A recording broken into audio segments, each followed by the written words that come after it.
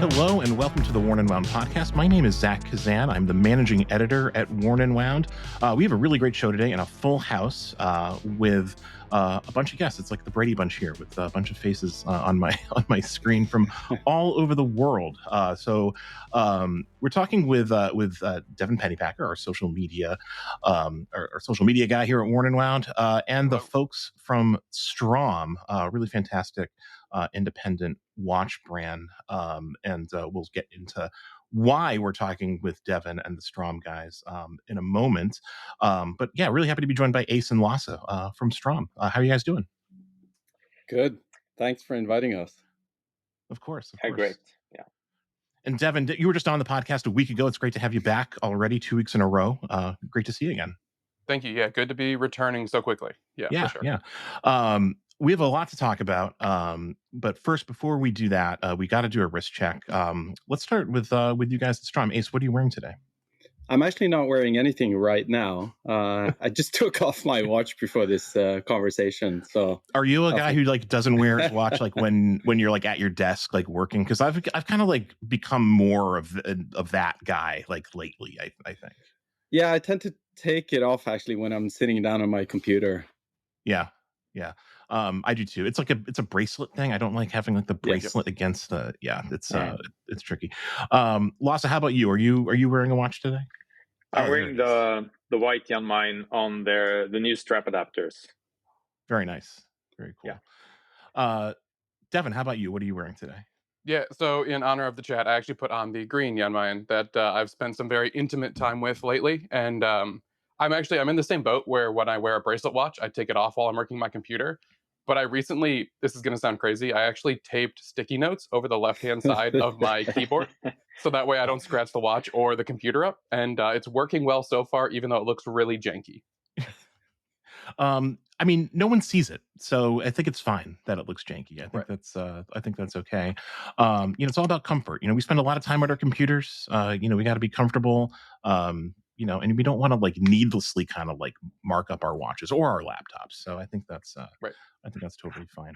I'm wearing my my James Lamb Origin series today. Just it's been a while since I had worn it, so I thought I'd put that on. All right, so let's get right into it. Ace and Lasse, I wanted to give you guys a chance to sort of introduce your brand to folks who might not be totally familiar with Straum. It's a relatively new brand, but you've been around for a while now, and you've had a couple of pretty notable releases. For folks who are listening who might not be totally familiar with Straum, can you just give us a sense of what the brand is all about, and kind of how it came to be? Sure. I'll do it, Lasse. So Lasse and I started discussing our working together back in, I think it was 2016, Lasse, and Lasse and I studied together in school in the industrial design program here in Oslo, and then we spent some years working in various companies before Lasse contacted me and asked if we wanted to do something together. And we quickly found out that we want to do some watch projects together. And then we spent quite a few years sort of just figuring out what we wanted to do, the products, the marketing, figuring out the story. And eventually we launched our first collection in August 2021. So that was the Opphav and the Rastarkarv, which was a limited edition with a special wooden dial. It was a 3,000-year-old wooden dial.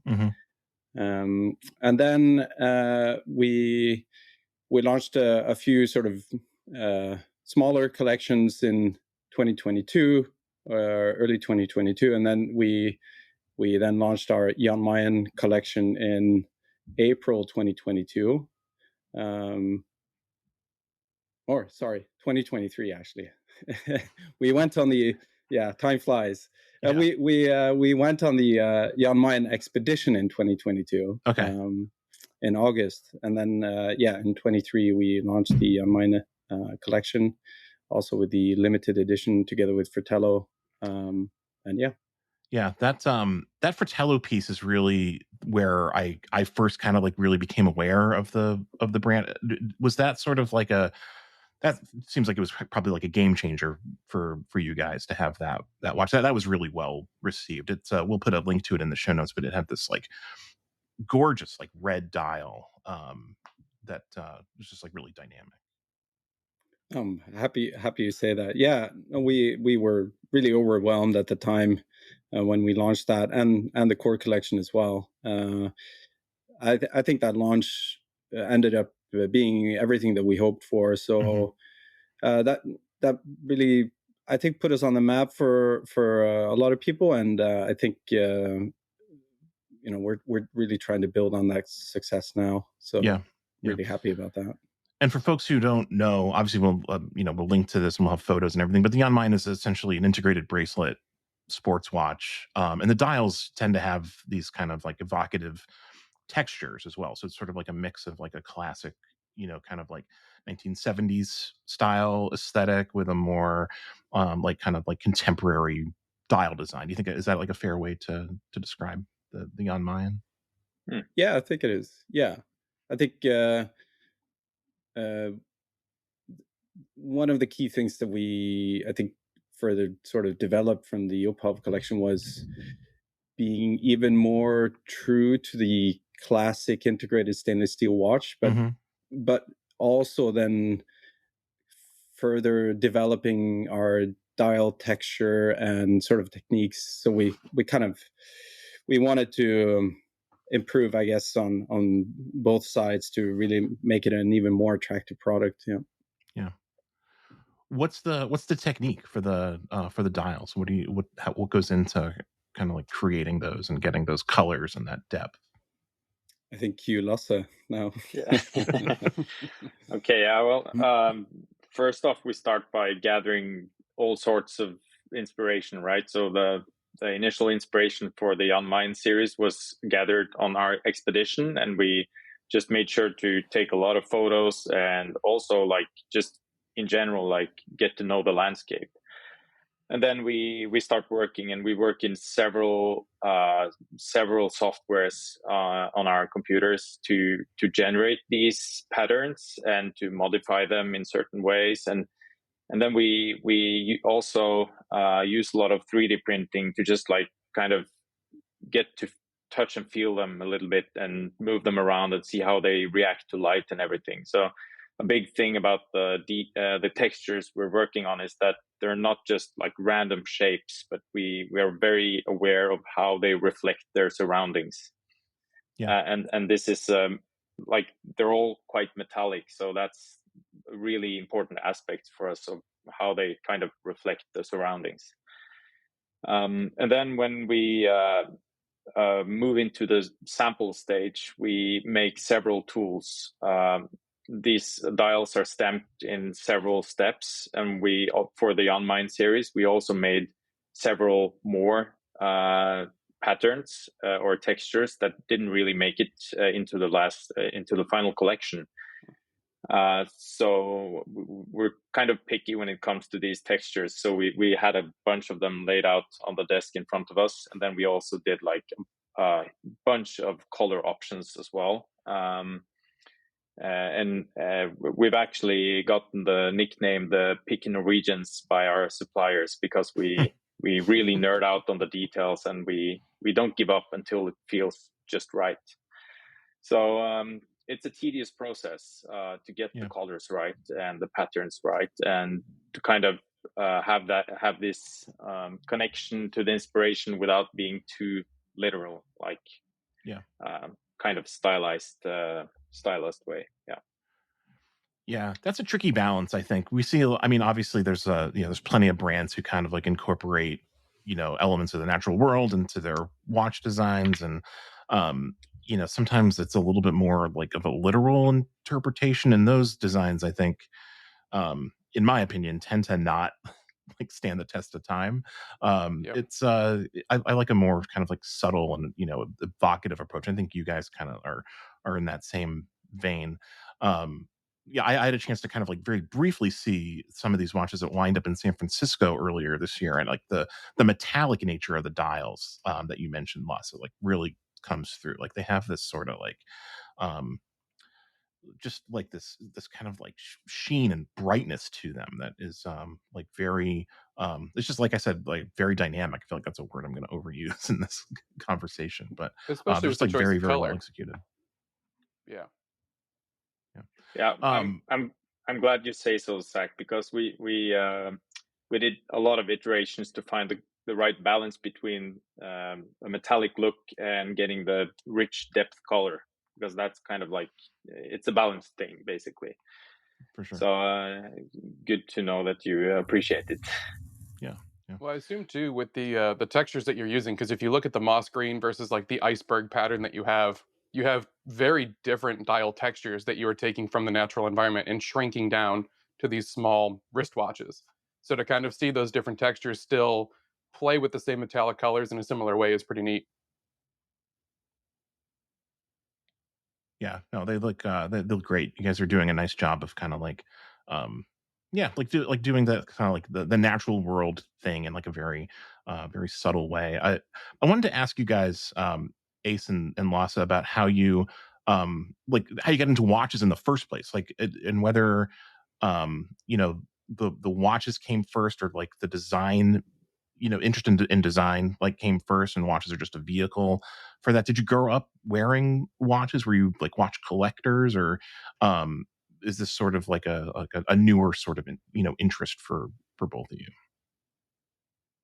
You go, Lasse. Yeah, okay. um, well, I grew up wearing wristwatches for sure, but Hmm. to be honest, it wasn't a great interest of mine until quite recently. So, and it's just grown since we started working on our own brand and our own watches, basically, because it's a quite rich environment with a lot of attention to detail, Hmm. and um, everyone seems to be quite mature when it comes to branding and design and storytelling, and it's a mature kind of how do you say a group of people that are interested in watches. So Hmm. uh, I really enjoy getting to know the scene more the in like later years, but to begin with, we were not really into watches. It's something that have really grown on us. Is that true for you as well, Ace? Sort of like a later in life sort of like interest in watches? Yeah, yeah, it is. I mean, like Lasse, I wore watches when I was younger, but it was never like I wasn't super interested in it. But I think also because we're industrial designers, Hmm. we quite easily get absorbed into a product category, and Sure. once we go into the very very fine details of it. And I think what we did find was a world that I mean, the products are relatively small in size, but uh,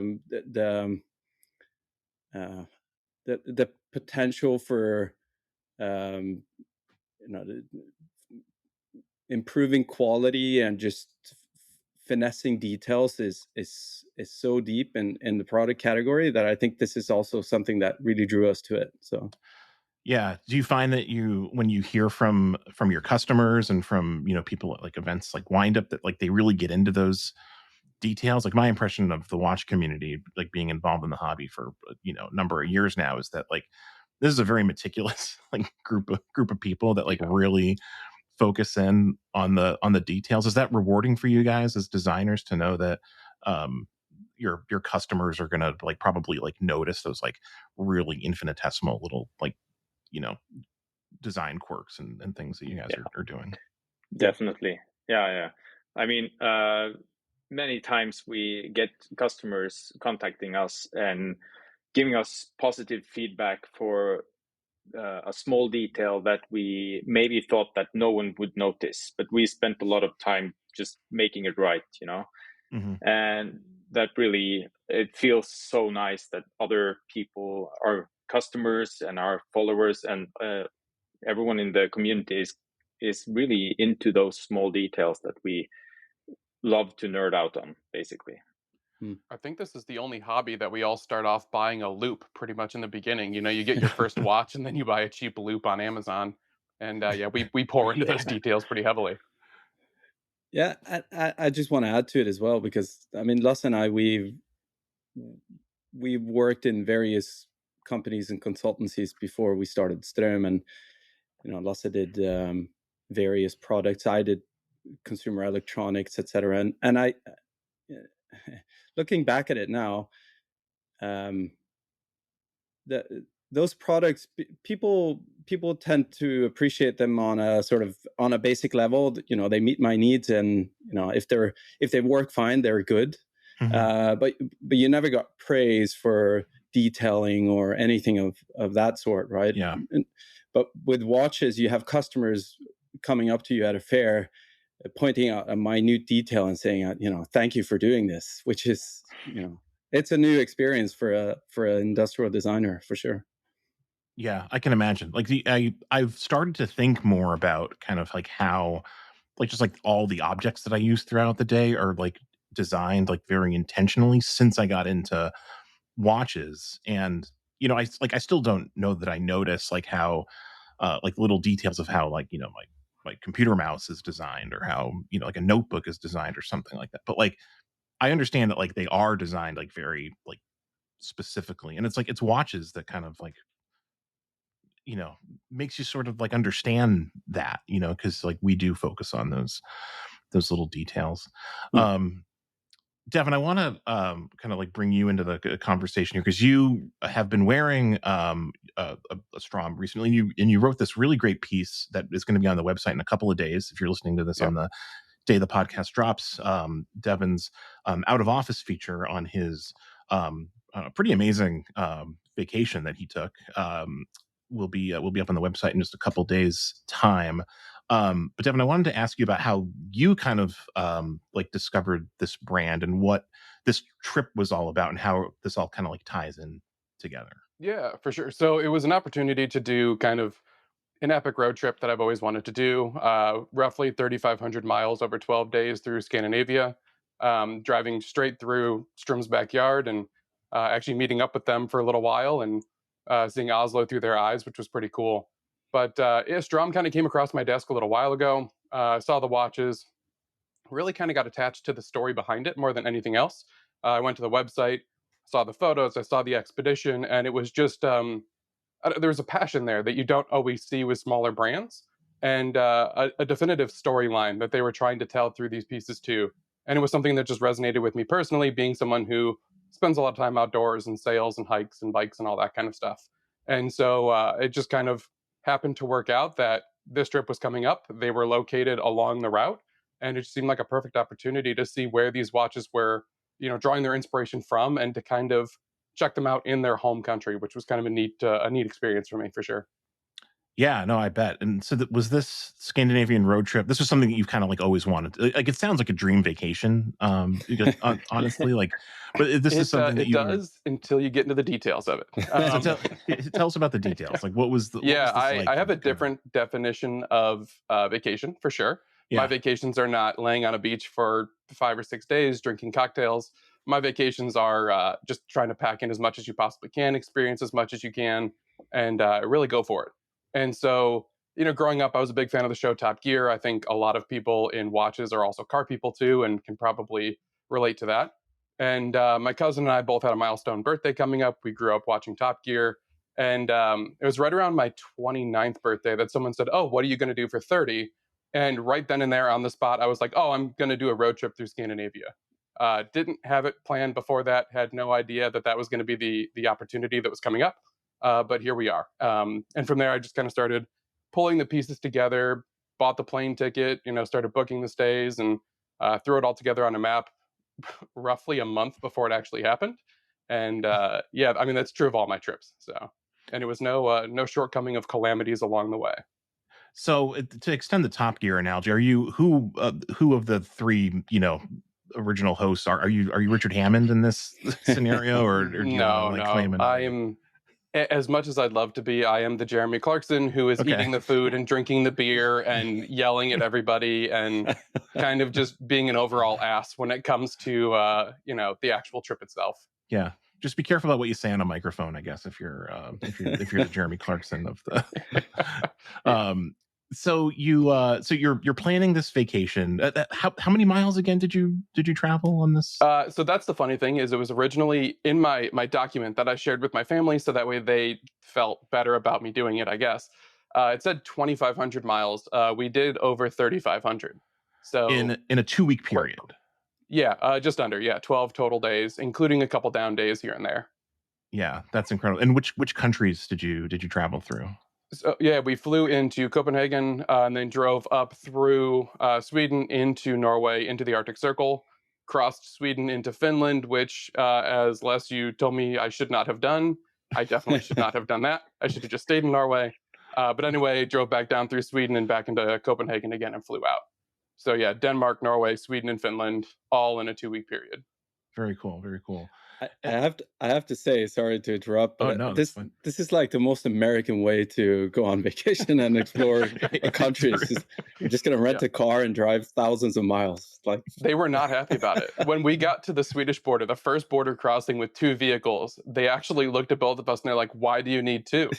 And we tried to explain to them like, "Hey, we're doing this Top Gear thing. Like, it's just a fun dream of ours."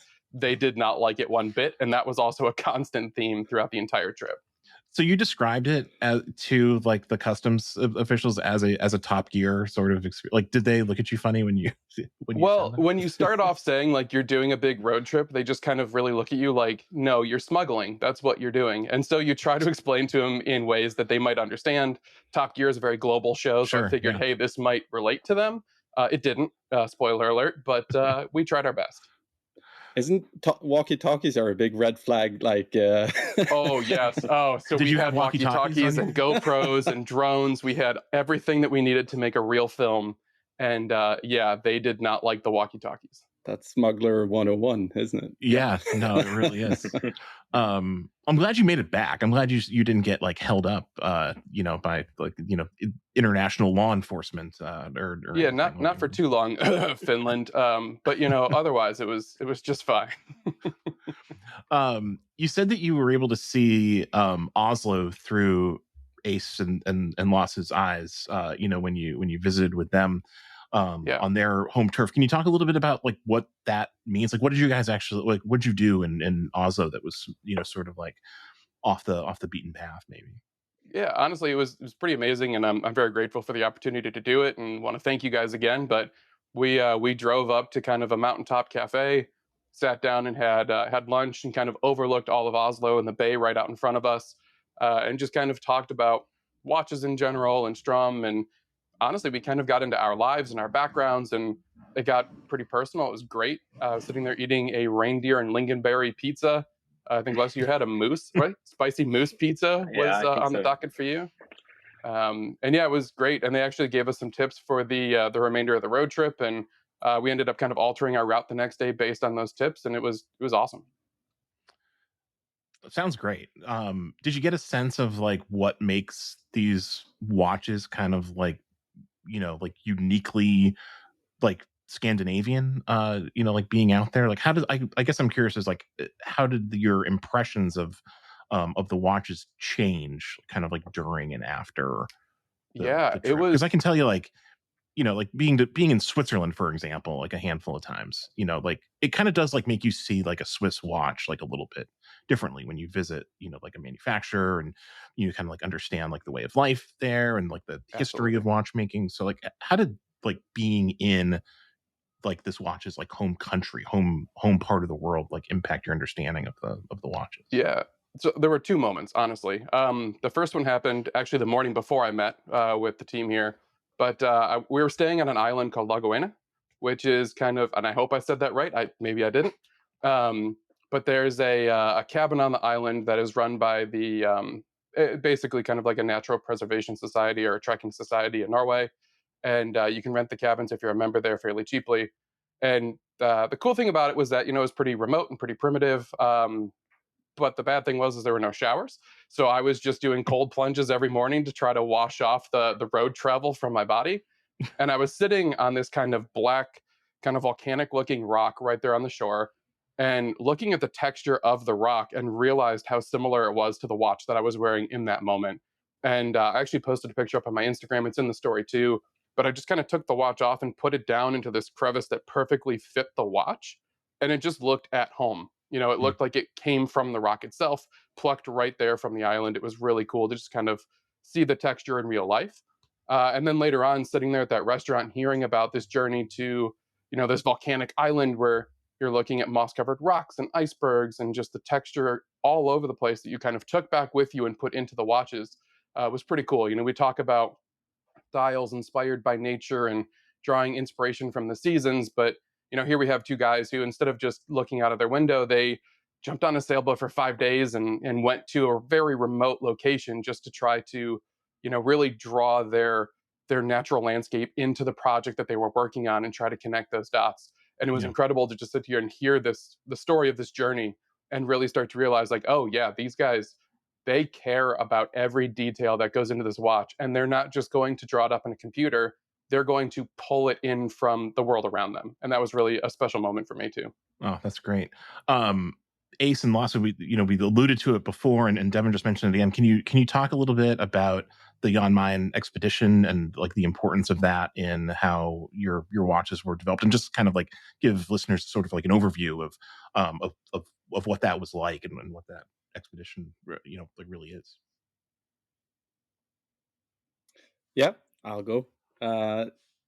So after we launched our Uphav collection, we thought, okay, you know, what's next for us as a brand, and what are some especially exciting parts of Norway that we can visit and you know, find inspiration from. And Jan Mayen is kind of an exotic island that both Lasse and I have heard about when we grew up, and you know, you hear it mentioned in the news, and it it shares a lot of the same characteristics as Iceland, which is obviously also famous for its nature and sort of natural features.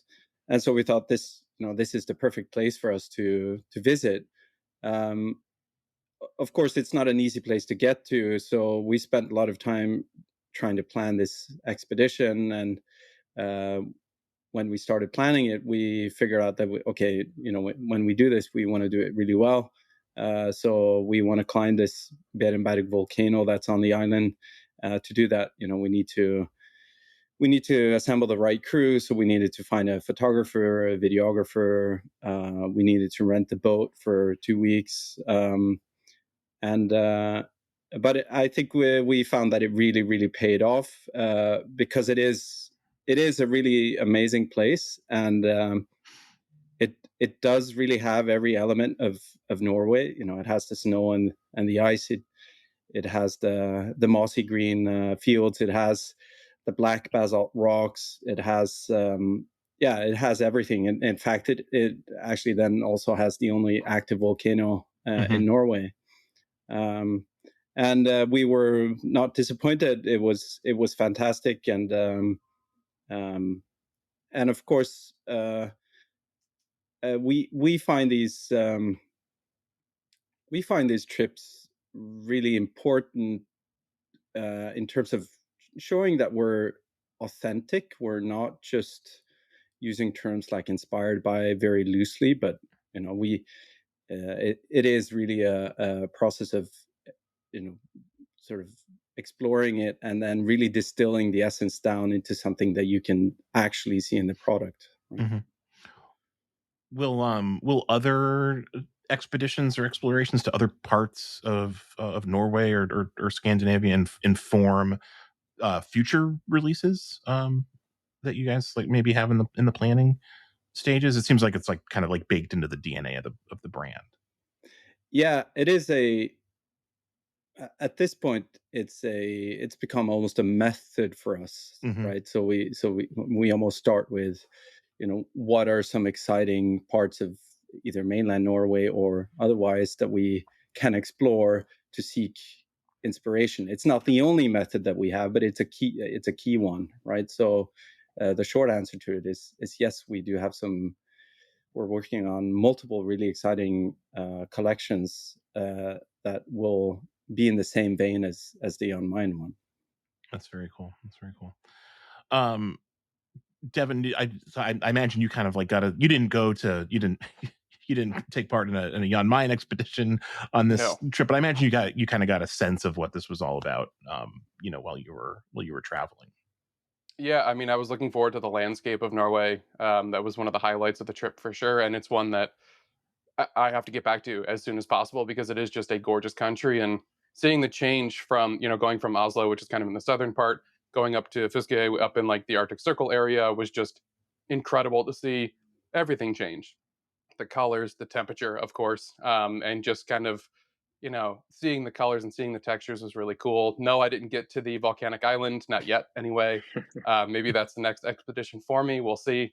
But yeah, it was just it was really cool just to kind of see the landscape that is definitely being pulled in for sure. Yeah, no, that's great. So we're part of the why we're doing this podcast is to sort of like tease your upcoming out of office feature where you kind of like go into depth on this trip. I'm wondering, is there anything that was kind of like left on the cutting room floor that you can tell us about here on the podcast that like maybe didn't make it into the final version, but something that was like a cool experience that you had that our listeners can hear about, but won't be in the final product on Friday. Yeah, I mean, it's hard to pack 12 days into a story. I think the total story comes out to close to 3,000 words, and I had probably another 3 to 5,000 that I actually cut out of the story itself. But really, I mean, this was a trip full of first experiences for me and my cousin, obviously, and um, we met a lot of really great people along the way. Had some really cool experiences of just of European hospitality, I guess, and yeah, just really had some cool interactions with wildlife. Ran into a fox, like a really large red fox, on the way up in Lapland. Getting out of the car in the Arctic Circle was just strange because we had been driving for quite some time and the temperature had plummeted pretty quickly, and we didn't realize that at first when we got out. And so that was really interesting. Um, but yeah, just trying the different foods and meeting the different people and kind of weaving in and out of the different mountains and lakes and rivers was just stunning. I know actually on our way up to the Stave Church, I didn't talk about this in the story at all, but the water in Norway always kind of blew my mind. The color and the texture is different than water that I've seen anywhere else. And being someone who grew up kayaking and now sailing, water is something that I think is really important, something I pay attention to. And so to see the color and kind of the inky texture of the water down in Oslo, where it's a little bit darker and kind of on the blacker side, and then driving up a little bit towards Trondheim and seeing the rivers where they're coming off the mountains in this really kind of mineral blue color hit that kind of darker color and combine into a new color and texture was just a pretty cool moment to see this natural landscape in kind of three different parts. And that was it was just special, very special. Yeah, that sounds great. Honestly, like just reading your piece and looking at the photos you took, it makes me want to go. Like let's go like, right now. That's what great travel writing does. It's like it makes you want to like go to a specific place. So so thank you for sharing that. Ace and Lawson, before we let you go, I wanted to give you guys a chance to kind of like maybe tease the audience a little bit. Do you have like anything in the works that you can tell us about, or even just like give us like a hint of like when the next thing might be coming? You don't have to put all your cards on the table, of course, but what can you tell us about what's next for the brand? I guess the first tease would be that we didn't just bring back inspiration from Jan Mayen, we brought back something physical. Okay. And I think it's also worth mentioning that we'll be at Wind Up in New York. Yep. Yes. So, we hope to see as many of you listeners as possible there. And I believe at that time, Lasse, we're going to have that the cat will be out of the bag. Is that what you say? That's I hope so, yeah. Yeah. And then, of course, that's an imminent one. Again, it's a very exciting material that we're working on. But in parallel, we're also working on I guess almost 4 collections out. We're trying to run them in parallel. And some of them will be focused on materials as well, and some will try and shine a new light on Norwegian landscapes and textures. Yeah. Very exciting. I'm excited to see you guys at Windup. So San Francisco was I believe was your first Windup earlier this year in San Francisco, and it was just really exciting to see, like the excitement around your brand. Like whenever I walked by the your booth, your stand, there was a crowd of enthusiastic people kind of like admiring the watches, and you had like a really cool display also, that kind of like highlighted the design of these pieces and sort of like the natural, inspiration. So really looking forward to checking these watches out again in New York in just a few weeks. Like we are getting very, very close. We're all kind of like in the final stages of prep, I think, at this point. Yeah. We look forward to it. Yeah, for sure. Well, Devin, Ace, Lasse, really fantastic to talk to all three of you today. We'll put links to everything we discussed in the show notes, and if you're listening before the Friday after this podcast drops, be sure to watch the website for Devin's excellent out of office piece, all about his trip through Scandinavia with a Straum on his wrist. It's a really good piece. Thanks everyone for coming on. This has been really a treat. I appreciate it. Thank you for inviting us. We appreciate it. Zach. Yeah, absolutely. Anytime. Thank you. And thank you to everyone listening at home for joining us for another episode of the Worn and Wound podcast. We appreciate it, and we will see you again next week for another new episode. Until then, take care.